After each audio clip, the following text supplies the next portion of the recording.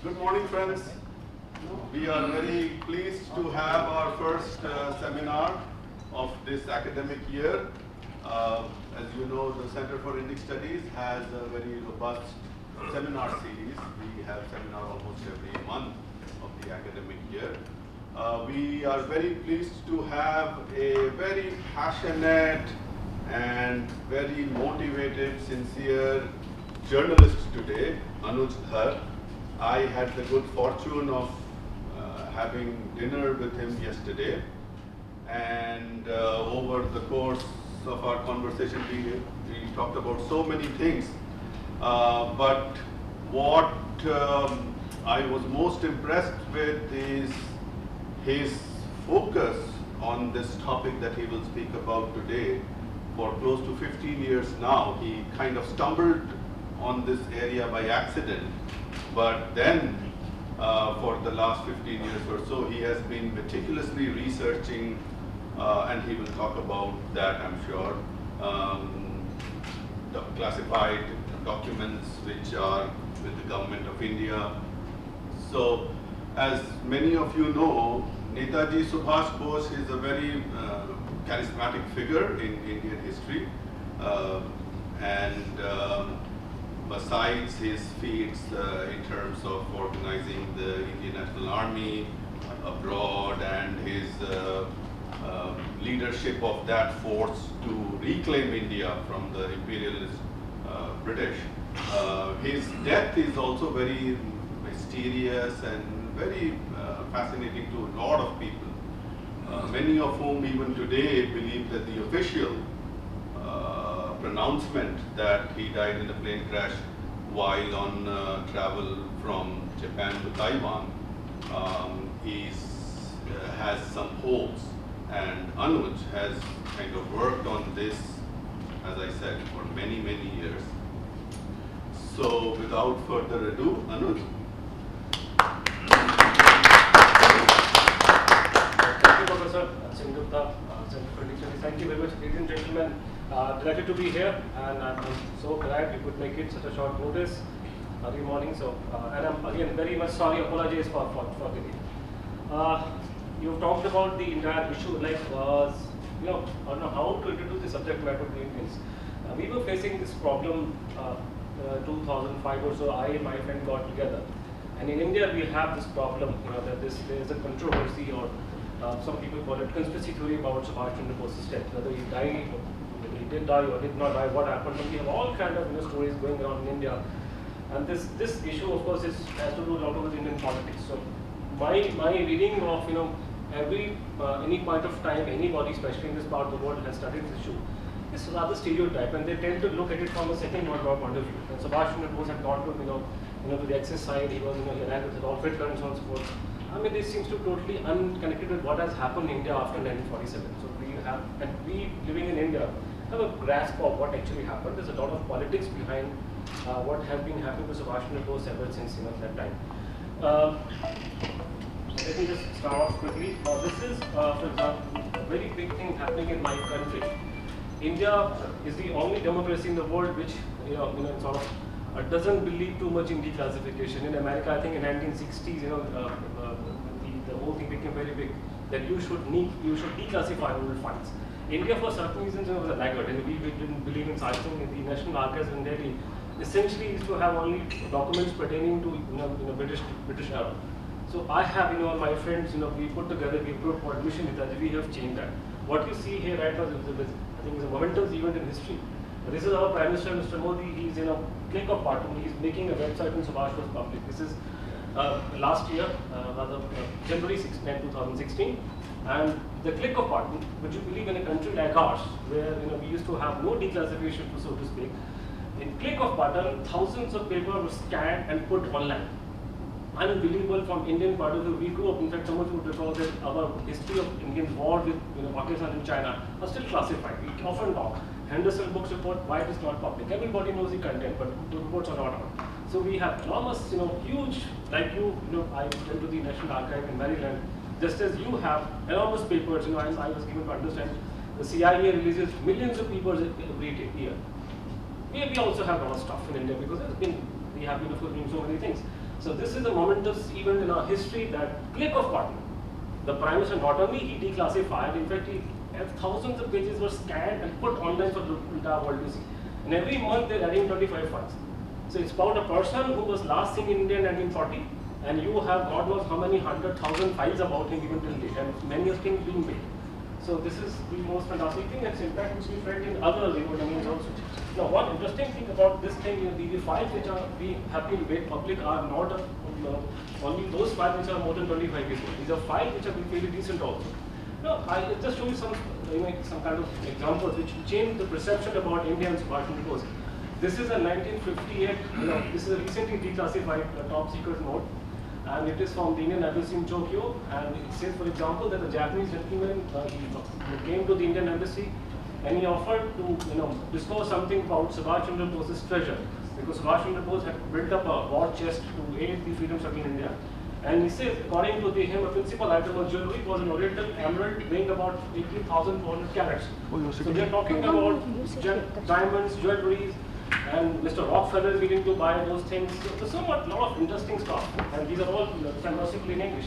So this is the sort of documentation which has come out. In fact, now we're talking in terms of 30,000-40,000 pages which have come out so far. It will take years for researchers to go through, sift through this mass of information which has become available. And as I said, that the files declassified are not only those which were created 20, 30, 45 years ago, but even those files which were created fairly recently. Now this is, for example, is a 2003 note letter from the India's Foreign Minister to India's Home Minister about the possible DNA testing on Subhash Chandra Bose's so-called remains. So we have this sort of thing happening in my country. Even in your country, it doesn't happen, isn't it? With great difficulty, George Bush came under pressure to release certain documents concerning Osama bin Laden's, trying to attack, some American targets. So even in America, you don't have too many recent files coming. But here we have, for example, this is a noting by Sanjay. Manmohan Singh's notings are there, our previous National Security Advisor. So this is an enormous chunk of information. If I'm very glad, for Indian democracy, this is a big story. Every democracy must have files out in public domain. So with one swoop, so this is starting with Subhash Bose, but I'm sure this would be reflected in different areas also.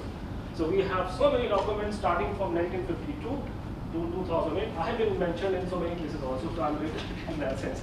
Now this did not happen because of these people. Indian historians, I would have to speak a little bit about them later on. They speak one thing in this country, another thing when they go back to India. They were the ones who were opposing it all their lives. Nobody, no single historian in India talks about declassification, as long as it fits well in the government narrative of the Nehru and Congress family.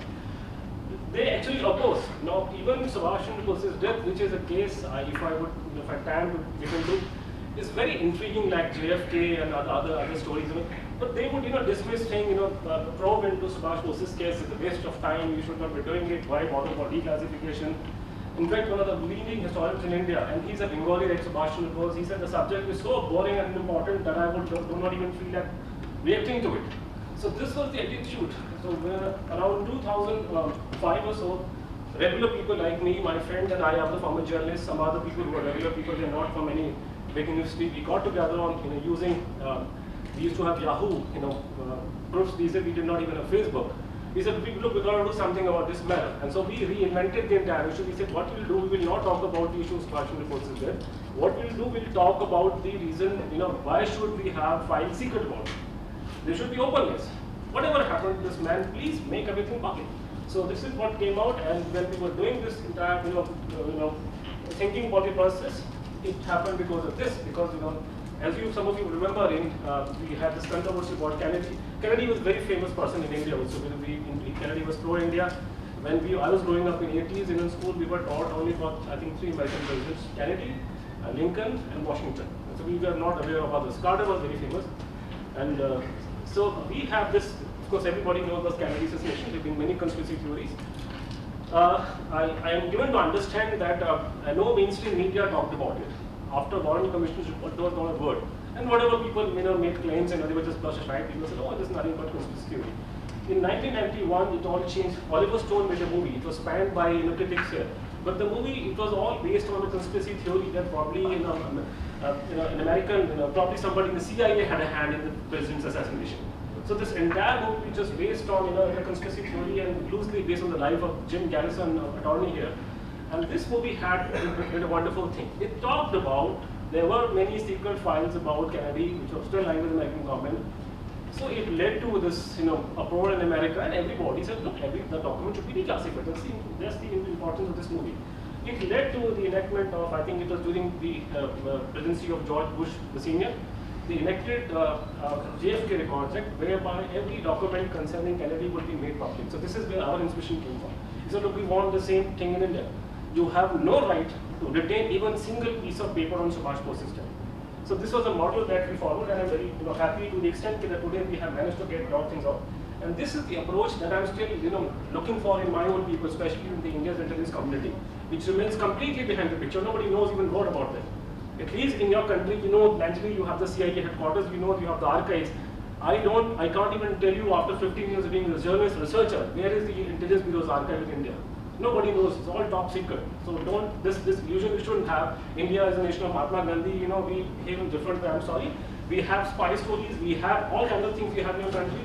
Only thing, our scale is different. This is Robert Gates, then the director of CIA in 92. Of course, he was the Secretary of Defense. He made this statement, and I think it's very straight from his heart. It came. The only thing more horrifying to me than the assassination is the serious perverse notion that the elements of the American government, that my own agency had some part in it, that is Kennedy assassination, which was the idea this movie tried to portray. I am determined personally to make public every relevant scrap of people in Kennedy's possession in the hope of helping dispel this corrosive suspicion. I believe I owe that to his memory. This is, I think, I put it this in my book also, and I said this is what we should be doing. I mean, we have so much of respect for Subhash Bose in our country. Most people believe India became free of it, not because of Gandhi. Why are you keeping so many files secret about him? So this is the entire idea. I'm so delighted that I'm, today I'm able to talk about this in front of you. So this is what we did, and luckily for us, in 2005, India had its version of Freedom of Information Act. So we didn't have such thing in our country, but by 2005, by fluke, we have Right to Information Act, which is based loosely on Freedom of Information Act of your country. And we lashed upon this opportunity. And using this, we began asking questions to Government of India, the Prime Minister's office, and the External Affairs Ministry and whatnot. And we were able to do something which was not thinkable prior to that. So we were able to get information out. And for the first time in, I think, 30, 40, even more than that, mainstream media, front page, we got coverage to this case. Everybody used to talk about Subhash Chandra Bose as a conspiracy theory in my country. But because of this linkages to transparency and declassification, we were able to put on front page of newspapers, and it became a big story, beginning 2007-ish. So this is how it started. Then I came out with this book called India's Biggest Corrupt, in which I compiled a lot of documents, both public as well as not public. Journalists can access information which is classified. So this thing came out, and that we were able to bring another element in the whole thing, because you need to take an issue to public. Even in your country, it is impossible for people to talk about Kennedy, especially today. So many years have gone by, people forget, after 2 years, what's what. I said we need to have an emotional, connect. So this is the activism part of it. I said we need to get Subhash Chandra Bose's family. In India, it's become customary in recent years. Every time something happens, something goes wrong, our legal system has its lacuna. So there have been an instance of people being killed broad daylight by big people, and there's nothing to do. People go out, hit the street, they take out candle marches, they call for justice, justice for this man, we should speak in favor of victims. So these kind of things are happening in India. So I said, look, we need to do something about this case.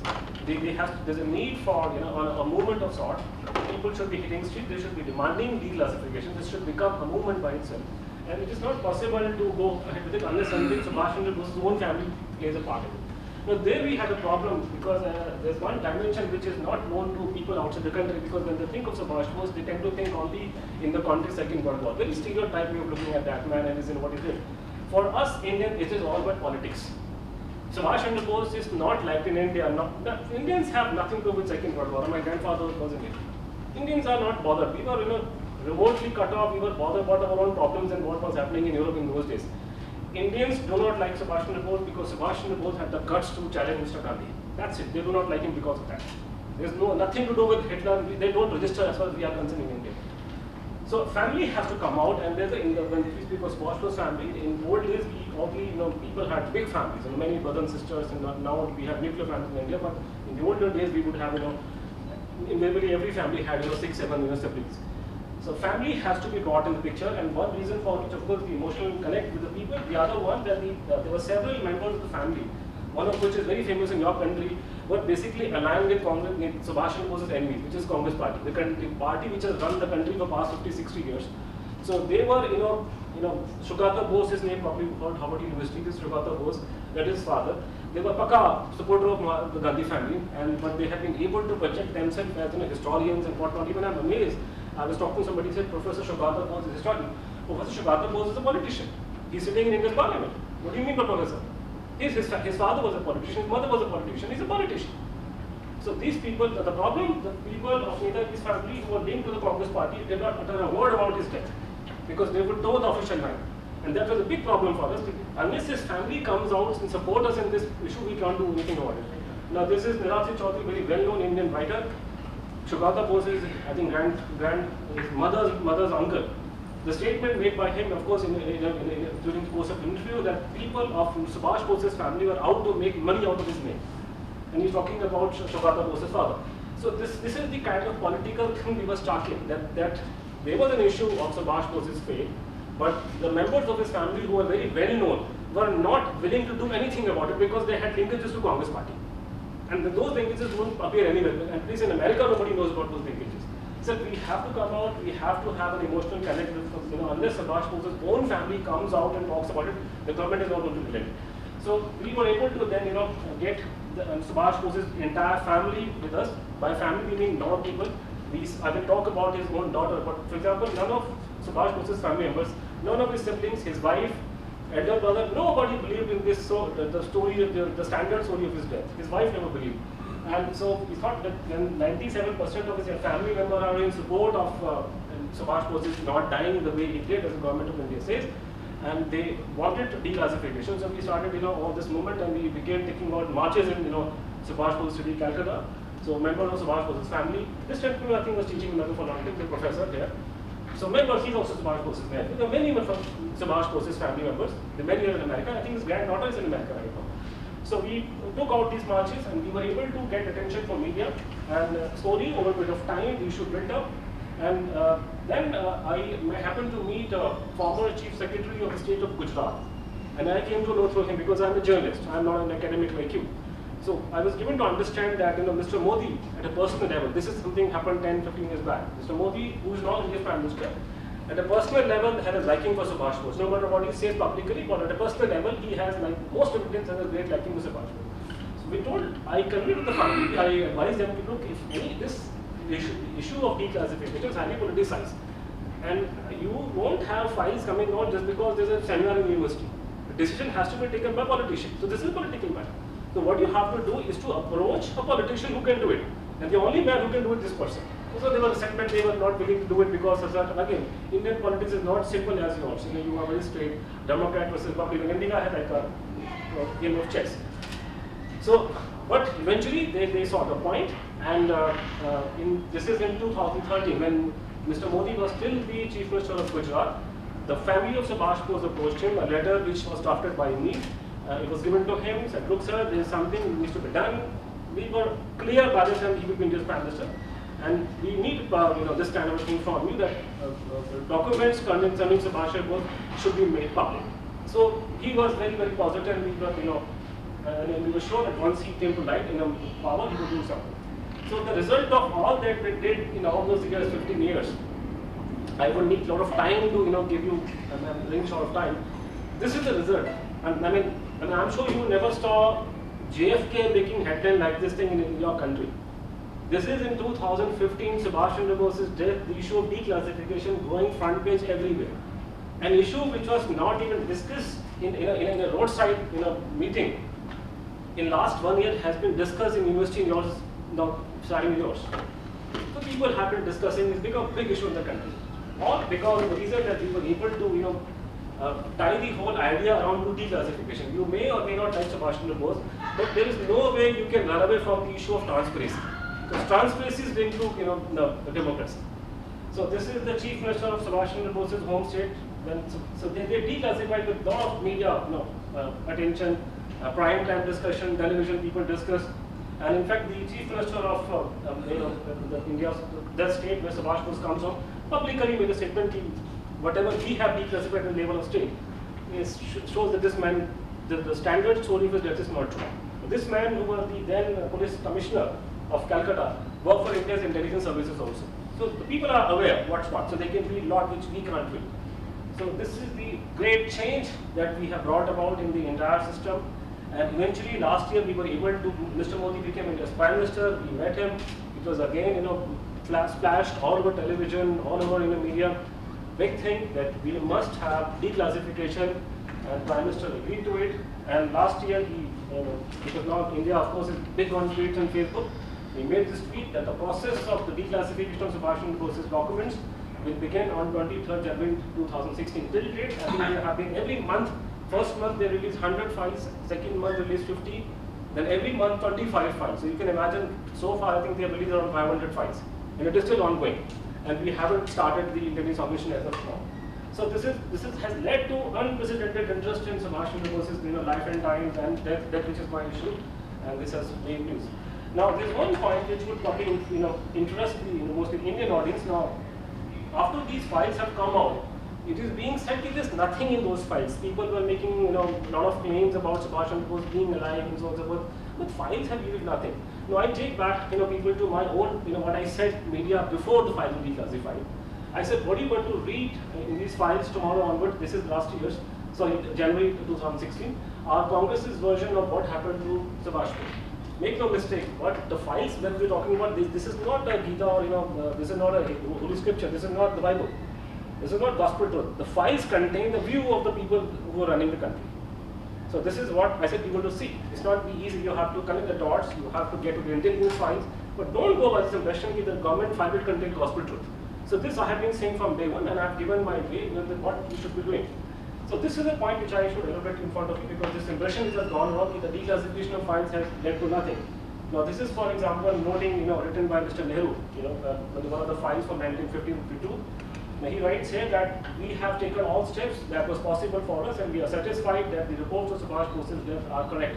Nothing more can be done. So this refrain you will find everywhere. That, for example, the second note says here. This is again the Prime Minister's noting. I am quite clear in my own mind that all the inquiries we could make have been made, and the result is a conviction that Shri Subhash Chandra Bose died as has been stated. There is an abundance of evidence which I consider convincing. In the circumstances, I see absolutely no justification for appointing a commission to make further inquiries. When the Prime Minister of the country, especially in a country like India, has said very clearly, boss, you can't do an inquiry. Now, which person will have the courage to openly challenge him? So this is what we have in our case called cut and paste. The same approach which you see in 1951, cut, paste, cut, paste, cut, paste. If you pick up a file from 2005, they will have the same feeling, because Mr. Nehru said so, this has to be the gospel truth. So please understand, India, even though it's a democratic country, because of our own genetic makeup, it is a different democratic society compared to yours. I mean, the Gandhi family stands like looms large, as if they have everything, they are the gospel truth, and the entire narrative through generation has been given fed to the people of India, which puts a big spotlight on them. So with this kind of a thing, you don't get much. But of course, you can read between the lines, you can connect the dots, and you have information coming from different parts of the world. So, but yes, one thing which has come out from the government in the files which have been declassified, they have doctored evidence, they have destroyed files, they shouldn't be doing it. So this has come out. So the files which have been declassified, they have indicated, if they have destroyed files, for example, Mr. Nehru's master file on Subhash Bose's death, created in 1955, has been destroyed.